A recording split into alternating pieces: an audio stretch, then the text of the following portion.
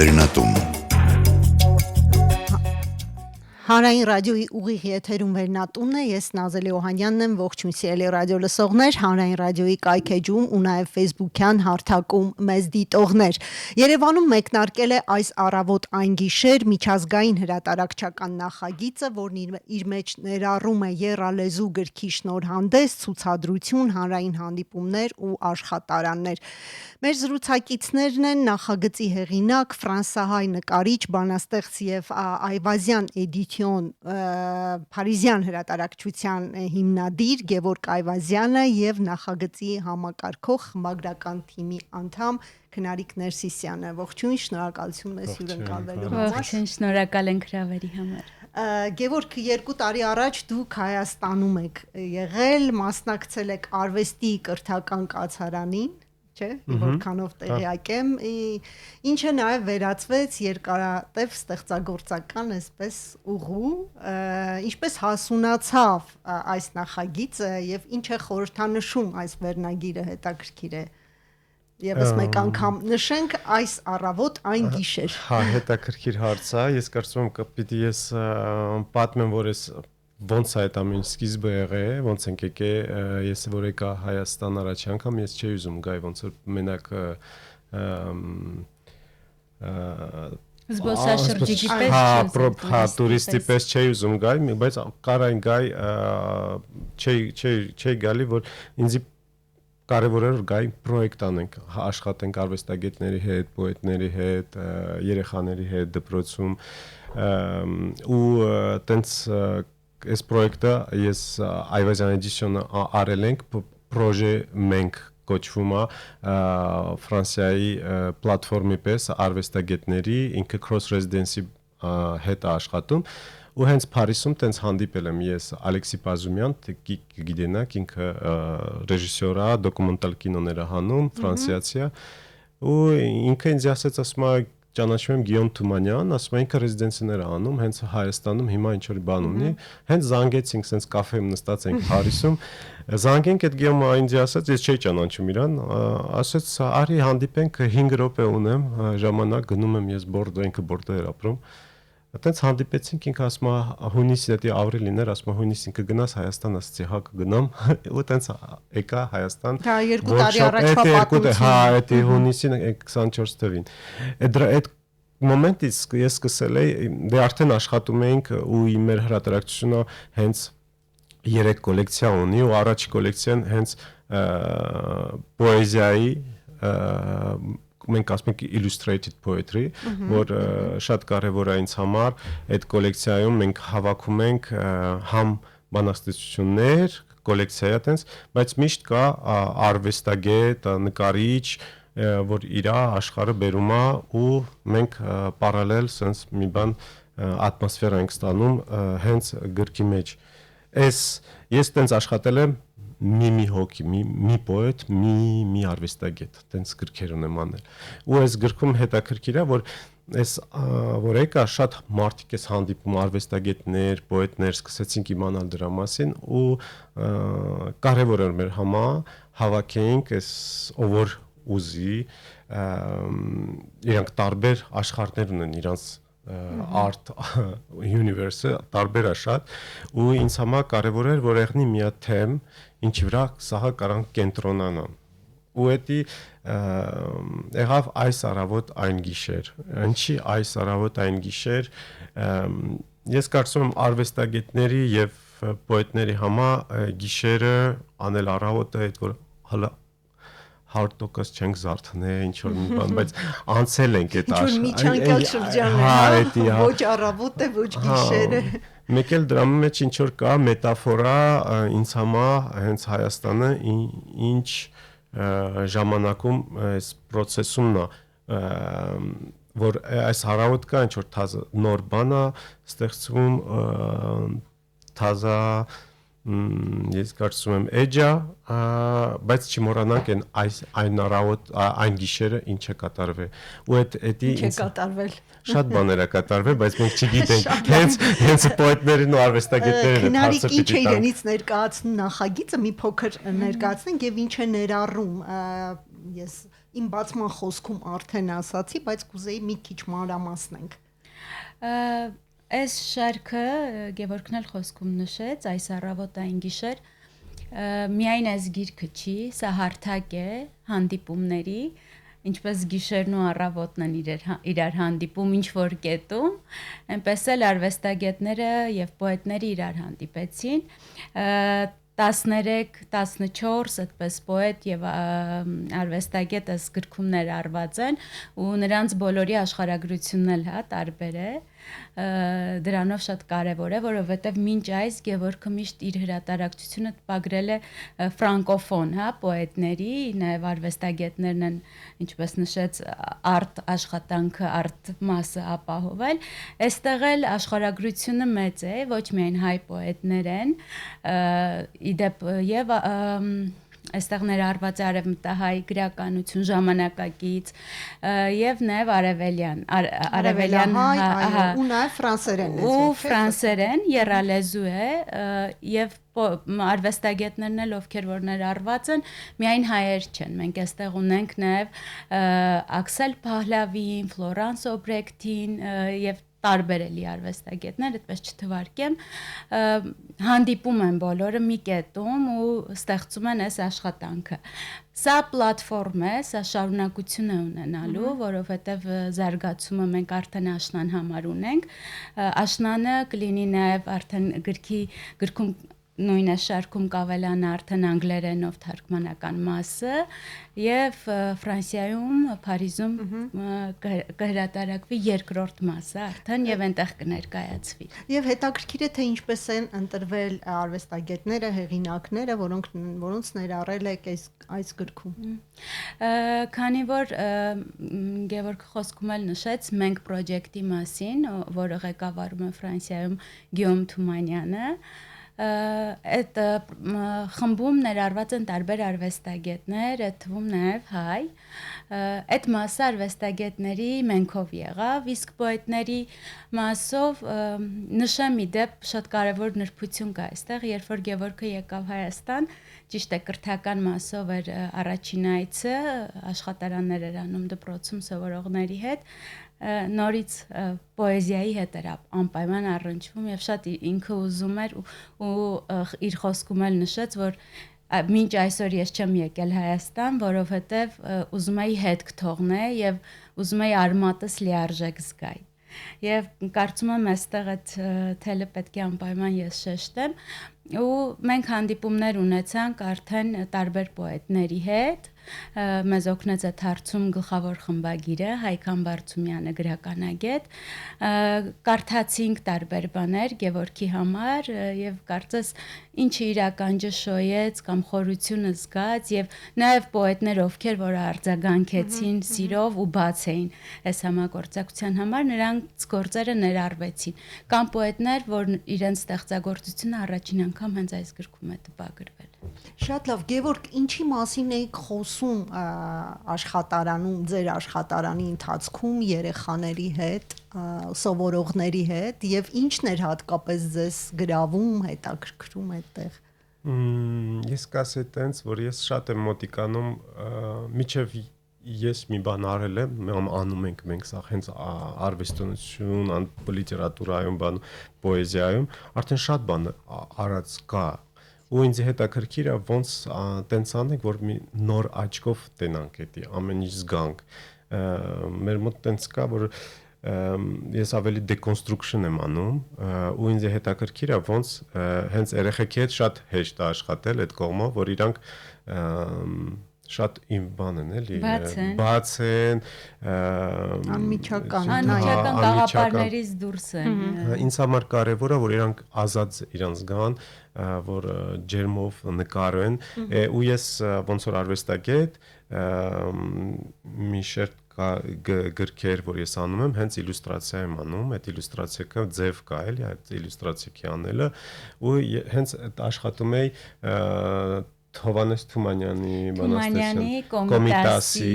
որ տենց այրան գիտեն շատ լավ գիտեն այդ բան բայց հետ ինձ հետաքրքիր ոնց կարելի է տենց անել ինչ որ sense ֆոնդամենտալ պոետներին վեկալել ու մանդր գործեր անել հետները, թազա նոր ինչ որ ճանապարհ բացել։ Շատ լավ, իսկ այսօրվա սերնդի երեխաներին հետաքրքրում է պոեզիան։ Ես շատ էի զարմացել, որ հա Աստեղ հա Հայաստանում։ Իսկ ինչու եք զարմացել։ Ֆրանսիայում այլևս չեն հետաքրքրվում պոեզիան։ Շատ քիչ։ Իսկ ինչու է ձեզ հետաքրքրում պոեզիան այդ դեպքում եւ ինչու եք ընդհանրապես հրատարակում պոեզիա այդ դեպքում։ Ճիշտ ասած, որ ես այս հրատարակչի ֆոնդարի 2019 թվին ինձ ասում ես ցնդված ես, ինչի ես sense բանանում, որ դա չի աշխատի։ Հենց դրամա էլ արել եմ, որ ցույց տամ, որ համ պոեզիան շատ կարևոր բան է ու այն ազատությունն է, այն տեղն է ինձ համա, որ մենք կարանք լինենք 100% ազատ ու կարանք ասենք ինչ որ ուզում ենք ասենք։ Իսկ կան Ֆրանսիայում այսօր ժամանակակից լավ պոետներ, որոնք շատ հետաքրքիր գործեր ունեն եւ ինչի մասին են նրանք գրում առհասարակ։ Ես կասեի հա, ու հենց տենց տենդենս կա, որ հեռանում ենք sense մեծ էպոս անծանր պոեզիայից, կոչվում է դա la poésie du quotidien, ամենօրվա պոեզիան, շատ պարզ, մանդրիկ, առօրյական, հա կարող է ինքը վեկանում է ու խոսա իր նախաճաշի մասին, այս կրուասանը ոնց է դրած, լույսը ոնց է անգնում իր բաժակի վրա, տենց մի բաներ, ու էդի շատ սիրուն է։ Ես կասեի, որ ես աշխատում եմ Լուի Ռաուլ, տենց պոետ կա, Կրիստիան Բոբան շատ հայտնի պոետ է ու շատ հետաքրքիր, ես կարծում եմ պիտի լինի մի քանի թարգմանություններ հայերեն, թե չէ մենք կանենք, դա անպայման։ Իսկ այն ինչ ընդգրկված է այս գրքում նորից նույն սկզբունքով է ընտրված, այսինքն մի քիչ առօրյականության պոեզիան կա այդտեղ։ Ես կարծում եմ կա, հենց ես շատ էի հավանել Նշան Աբասյանի պոեզիան, հենց շատ է մոտիկ այդ ֆրանսիական շերտ, որ կան Ֆրանսիայում այս contemporary պոետները։ Զուգահեռ նաև շատ նման է ճապոնական հոնքուներին։ Շատ մոտիկ է, բայց տարբեր է։ Հա, երբ տարբեր է։ Մի քանի տողով շատ հենց գործն էլ առաջին որ ընդգրկված է հասարակ բան, այդպես է կոչվում։ Նշանի գործը։ Մեկ էլ կա այս հենց այս միտքը այս գրքումն էր, որ էսի անտոլոգիա չի, այս հայկական պոեզիայի անտոլոգիա չի, ոչ որ մենք էսի կոլեկտիվ ինձ համար գիրք է, որտեղ ամեն պոետը, ամեն արվեստագետը իրանք ազատ էին ուղարկեն ինչ որ իրանք ուզում են։ Ես ասացի կարակ ուղարկեք օրիգինալ գործ, կարա լինի արխիվները ձեր, կարա լինի ոնց որ Մերի Մկրտչյանը ուղարկել է, տենց մի գործիկ, որ մենք հավաքել ենք հենց Հայկ Ամբարձումյանի հետ ու Թամար Մարիբոյաջյանն, որ ինքը Միչիգան ապրում, մենք տենց աշխատել ենք միասին, հենց որ կարդում եք, էսի Հայկը ճիշտ ասեց այդ բացումին մեր ցուցահանդեսի, այս գիրքը ավելի շուտ հանդիպում իմասը։ Իսկ այդ բանաստեղծությունները իրար հետ երկխոսում են ինչ որ ձևով, մի ընդհանուր գիծ ունեն, թե չէ, իրենք շատ տարբեր են։ Ես կասեի հա, կա լույս։ Հենց լույսը ոնց այն գիշերվանից այս առավոտ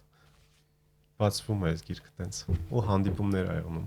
Շատ լավ, ես գիտեմ, որ նաև հրատարակչությանը զուգահեռ ստեղծվել են 14 փորագրանկարներ եւ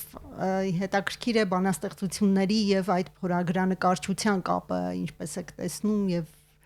հենց էդի արդեն ոնց որ մեր հրատարակչությունը ոնց է աշխատում ինձ համար շատ կարեւոր էր որ չլինի իլյուստրացիա բանաստեղծությունների իլյուստրացիա չլինի արվեստագետներին ցաղան իրանք մենակ ստացել են այս թեմը այս առավոտ այն գիշեր ու իրանք ազատ էին աշխատեն այս թեմի վրա ինչն է իրանց համա իրենց համար կարևոր չի եղել գրքի բովանդակությունը ամեն դեպքում թե չէ խորագիրն են կարևորել խորագիրը Էդ էլ է շատ կարևոր ինձ համար ինչի խորագիր որ բանաստեղծությունները որ գնում ենք ինքը ժամանակը իր ոնց ասեմ շատ կարճ է instant է էլի հենց թե ֆոտոյի բանով խոսեի կասեի Polaroid-ը իրանք բայց գրավյուրան գործ է, դա ժամանակա պետք նկարել, փորել, մատրիցը սա արվեստագետների մենք հավաքել ենք, բերել ենք Եվրոպայից այստեղ, հավաքել ենք Տիգրան Սահակյան ստուդիոյում Արման Վահանյանի հետ, մենք այտենց ֆեդերվարին հենց էդի երկար ու ժամանակ ոնց ասում ժամանակատար էր բավականին process-ը ու հենց դրա մեջ արդեն այդ մեդիումների մեջ արդեն կապ կա հետաքրքիր կամուրջ ենք անում այս գրքի մեջ որ բանաստեղծությունները եւ այս տարբեր գործերը արվեստագետների որ կարդում եմ ես ինձ համար կապեր կա ու հետաքրքիր է ինձ հարցրան ինչի է այս գրքում հələ բանաստեղծություններն է հետո գործերը որ կարողա ինձ համար այս գործը ինչ ասեմ նշանի գործը կպնի Մայդա Չավակի նկարի հետ բայց ձեր համար կարող է ուրիշ կպնի ուրիշ բան այտենց այդ ընտրության հնարավորություն ազատությունը որ տվել են արվեստագետները եւ պոետներին շատ կարեւոր է որ կարդողներն ունենա Քնարիկ դուք ինչ կարող եք ավելացնել զուտ այս նախագծի ցուցահանդեսային մասի ու նաեւ աշխատարանների հետ կապված Ինձ համար գրքի հետ աշխատանքը առաջին փորձառությունն էր ու հետաքրքիր էր այն մասով, որ մենք հեռավորության վրա էինք Գևորգի հետ, ոնց էինք աշխատում, ես գիշերը այն առավոտ այս տեսակ կապը կար, բայց կարևորում եմ որ կայացավ, որովհետև արձագանքեցին մարդիկ, արձագանքեց Իգիթյան կենտրոնը Վահան Բադալյանը ասաց բաց է դռները համեցեք, արվեստագետները արձագանքեցին, պոետները արձագանքեցին, աշխատարանները հիմա հետաքրքրում են բոլորին, Իգիթյան կենտրոնի սաներն են ընդգրկված, այլոք են գալիս, զբոսաշրջիկներ Ֆրանսիայից են գալիս, կարծում եմ շատ կարևոր մշակութային գրական իրադարձություն էր սա ու վստահաբար շարունակությունը կլինի գուցե այսքան խիտ չլինի, այսքան պոետով, այսքան արվեստագետով,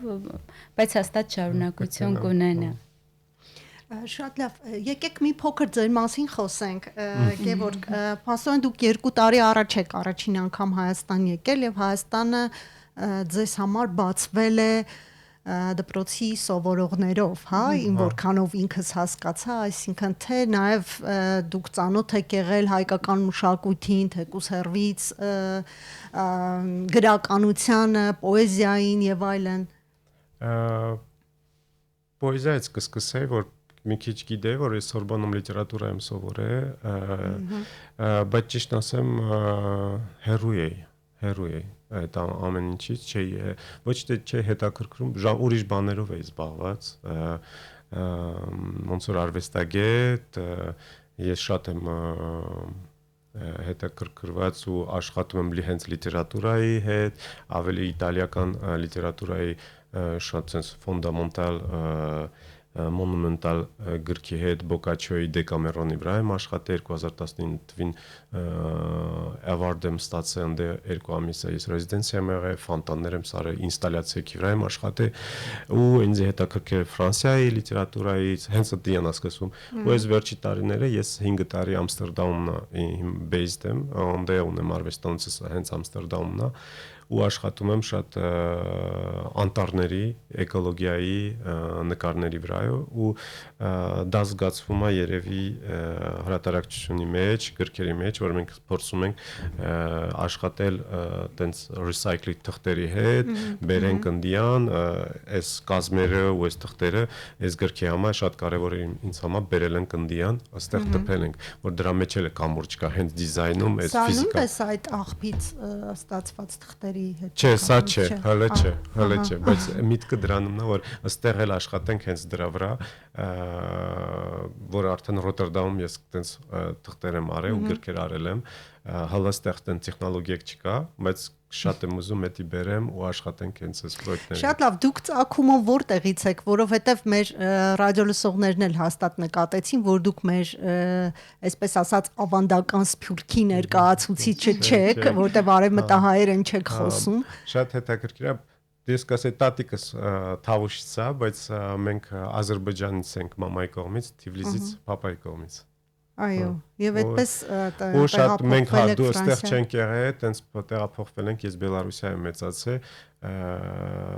լավ այդքան էլի գիտեմ, մերսի մամա պապային, որ Հայերեն։ տանը, հա, պիտի խոսեինք հայերեն։ Շատ լավ, իսկ Հայաստանում ի՞նչն է ձեզ ավելի շատ գրավել եւ գրավում, որ հետագա ձեր նախագծերը կամ գուցե մտահղացումները փորձեք այստեղ իրականացնել։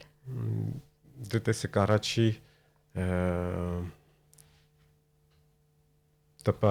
տպավորությունը ես ստացել եմ երեխաներից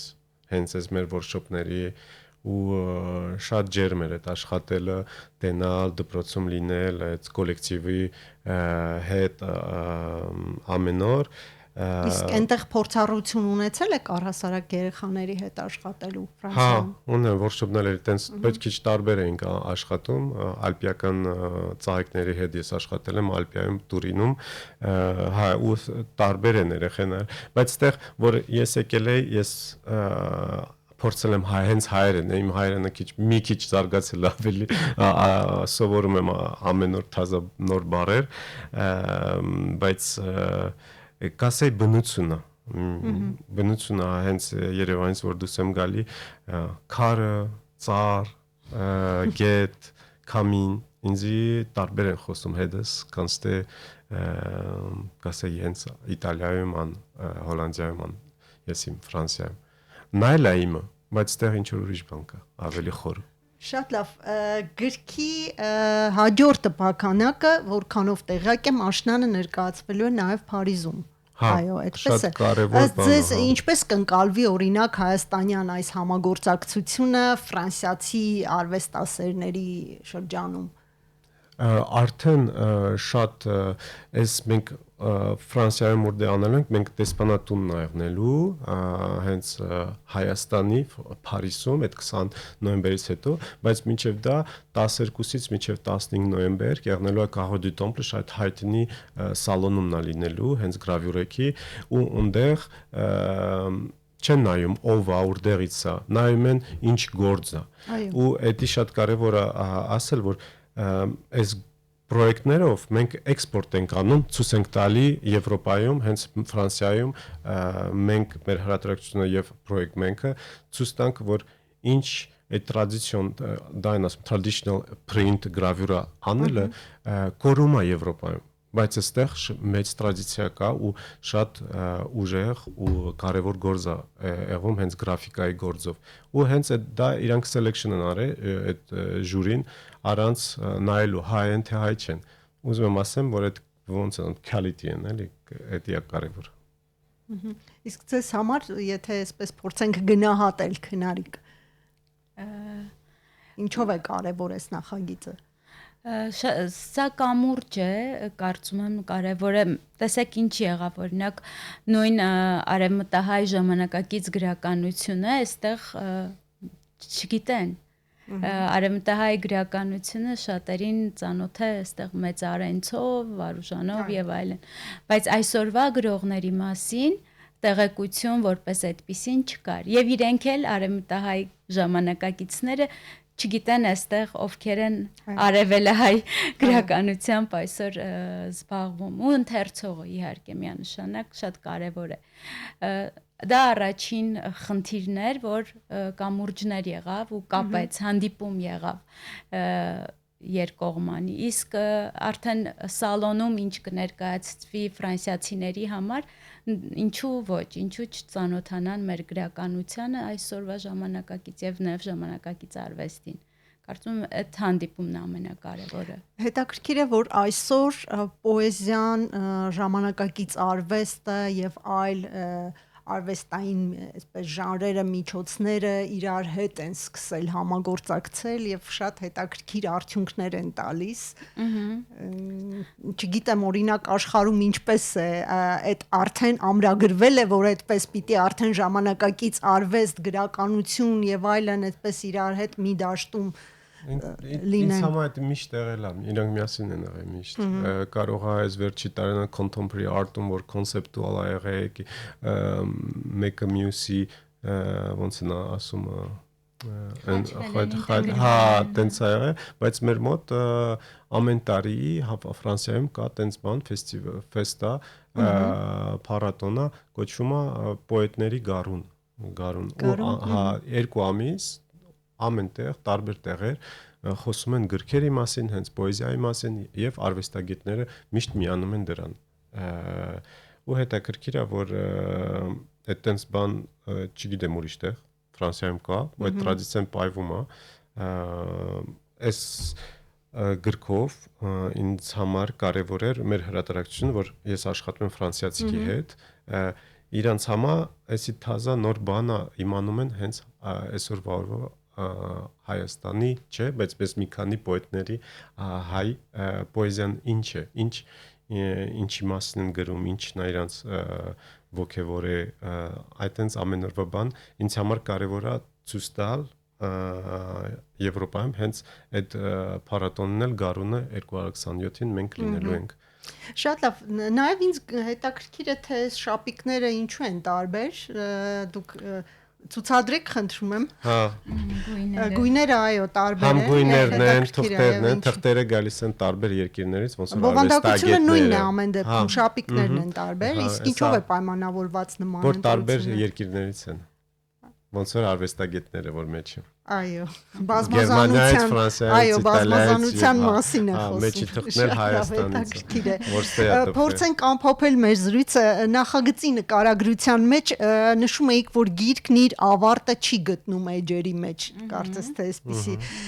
Ինչպես են շնորհանդեսը, ցուցադրությունը ու հանդիպումները օգնում գիրքը ապրեցնելու նաև հանրային տարածքում եւ արդյոք այստեղ վաճառք լինելու է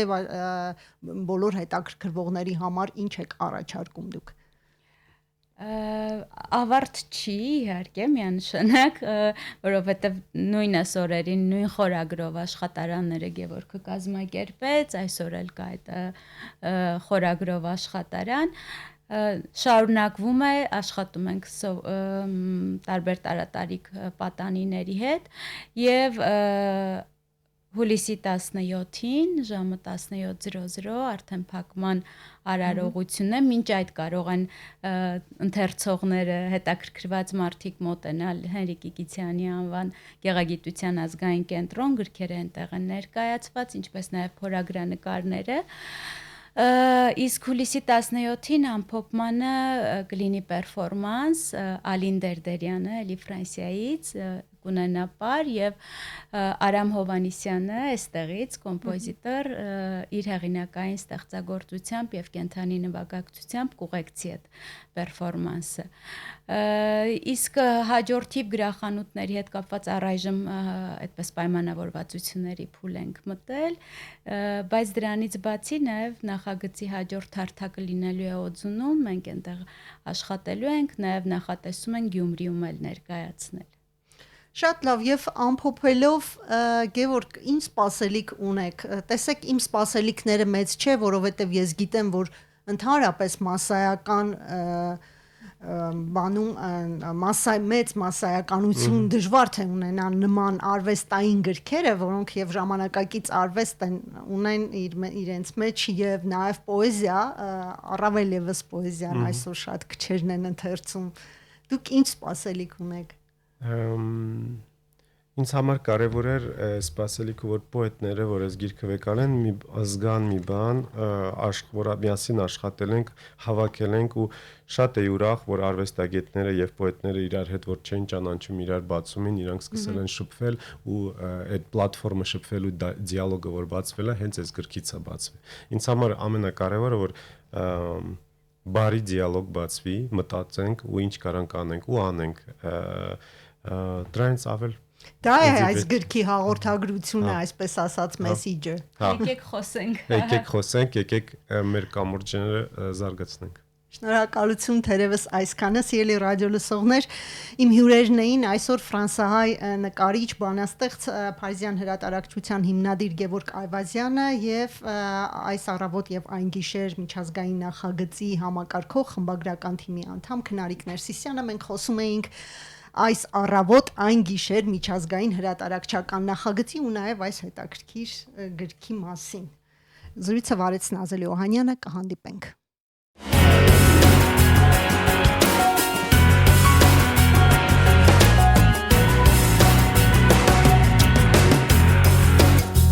Վերնատուն